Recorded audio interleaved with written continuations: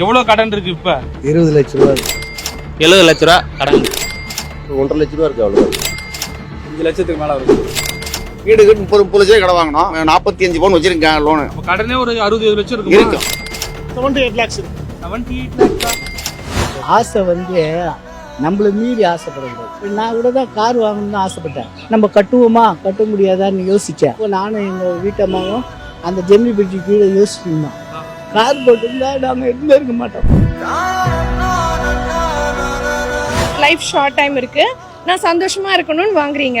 ஆனா அந்த இஎம்ஐ ப்ரெஷர்ல சந்தோஷம் இல்லையே. நம்ம ஒதுங்கி இருந்தா கூட டக்குன்னு போன் வச்சுறாங்க. போன் வச்சு சார் நாங்க அந்த லோன் தரோம் இந்த லோன் தரோம் இவ்வளவு பர்சன்டேஜ் நம்மளுக்கு ஒரு ஆசையை தூண்டுறாங்க. இஎம்ஐ கடன்லாம் வாங்கணும்னு வச்சுக்கோங்களேன், அதுக்கு வட்டி கட்டி அதுக்கு இது பண்ணி நிலைமைக்கெல்லாம் போயிடும். அந்த அளவுக்குலாம் நிறைய பேர் நடந்திருக்கு. கடன் வாங்குறது என்னை பொறுத்த வரைக்கும் அது ரொம்ப ரொம்ப ஆபத்துல தான் விடும்.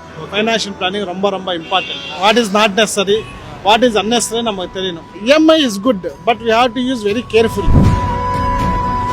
கார்லாம் எதுக்கு லோன்ல வாங்கணும்? தேவைன்னா ஒரு ஆட்டோ பிடிச்சி போய்க்கலாம், வேணுங்கிற அன்னைக்கு டாக்ஸி எடுத்துக்கலாம், ஹையர் பண்ணிக்கலாம். எவ்வளோ இது இருக்கு. ஜஸ்ட் ஒரு பகட்டுக்காக அவ்வளோ தேவையில்லை. இப்போ இருக்க சூழ்நிலைக்கு சோசியல் ப்ரெஷர் இருக்கு. அவங்க வீடு வாங்கியிருக்காங்க, நம்மளும் வீடு வாங்கலாம், அப்பதான் கல்யாணம் ஆகும், அந்த மாதிரி நிறைய ப்ரெஷர் உங்களுக்கு வரும்ச்சா? அதெல்லாம் இப்போ கார் வாங்கினேன், இந்த 3 வருஷம் இஎம்ஐ கட்டிட்டா இன்னும் 2 வருஷம் இருக்குது. ஏன்னா இப்போ அனுபவிக்கணுன்ற வயசு வந்துருச்சு இல்லையா? அந்த வயசுல அனுபவிச்சாதான். அதுக்கப்புறம் வயசு கடந்து போயிட்டோன்னா எதுவுமே பண்ண முடியாது. தேவையில்லாம எதுக்கு அவ்வளோ? இப்போ எல்லாமே எல்லாருக்கும் இப்போ கார்லாம் எதுக்கு லோன்ல வாங்கணும்? தேவைன்னா ஒரு ஆட்டோ பிடிச்சி போய்க்கலாம், வேணுங்கிற அன்னைக்கு டாக்ஸி எடுத்துக்கலாம், ஹையர் பண்ணிக்கலாம். எவ்வளோ இது இருக்கு.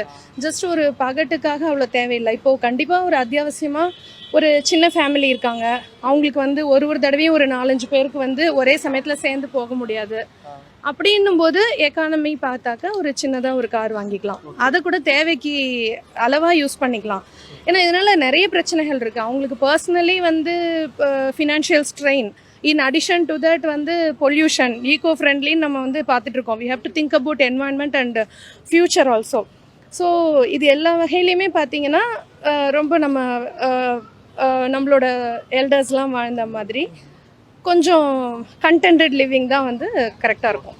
சரின்னு பார்த்தோன்னா சேவ் பண்ணிட்டு வாங்குறது தான். ஏன்னா அப்போ தான் நமக்கு தெரியும் நம்மளால் முடியுமா இல்லை எவ்வளோ இது வாங்க முடியுமான்னு தெரியும். இஎம்ஐனா நம்ம வாங்கிடுவோம், அதுக்கப்புறம் கட்ட முடியாமல் போகலாம், கட்டவும் செய்யலாம். ஒரு ரிஸ்க் இருக்குது. இப்போ இருக்க சூழ்நிலைக்கு சோஷியல் ப்ரெஷர் இருக்குது. ஓகே எல்லாம் அவங்க வீட்டில் வாங்குறாங்க, அவங்க வீடு வாங்கியிருக்காங்க, நம்மளும் வீடு வாங்கலாம், அந்த மாதிரி ஒரு ப்ரெஷர்னால எல்லாருமே. அதுவும் இல்லாமல் இப்போ எல்லாருக்கும் சொந்த வீடு வேணுன்ற மாதிரி, அப்பதான் கல்யாணம் ஆகும், அந்த மாதிரி நிறைய ப்ரெஷர் உங்களுக்கு வரும்ச்சா? அதெல்லாம் இருக்கு, இன்னமும் இருந்துட்டு இருக்கு. ஆமா, அது இல்லைனாதான் சந்தேகம். ஆமா, வாழ்க்கை அவ்வளோ ஃபாஸ்ட்டாக போயிட்டு இருக்கு. இப்போ உங்களை மாதிரியே என்ன மாதிரியே மிடில் கிளாஸ் ஃபேமிலி இருப்பாங்க. நான் ஒன்று அனுபவிக்கணும், கார் வாங்கணும், வீடு வாங்கணும்னாக்கா சேர்த்து சம்பாரிச்சா அதுக்குள்ள செத்து போயிடுவேன் நான். ஆசை நம்மள மீறி ஆசைப்படக்கூடாது. நான் கூட தான் கார் வாங்கணும்னு ஆசைப்பட்டேன். ஆனால் நம்ம கட்டுவோமா கட்ட முடியாதான்னு யோசித்தேன். அது ஆட்டோவை போட்டேன். 4500 ரூபா தான். 2 வருஷத்துக்கு 1 ரூபா கொடுத்தேன்.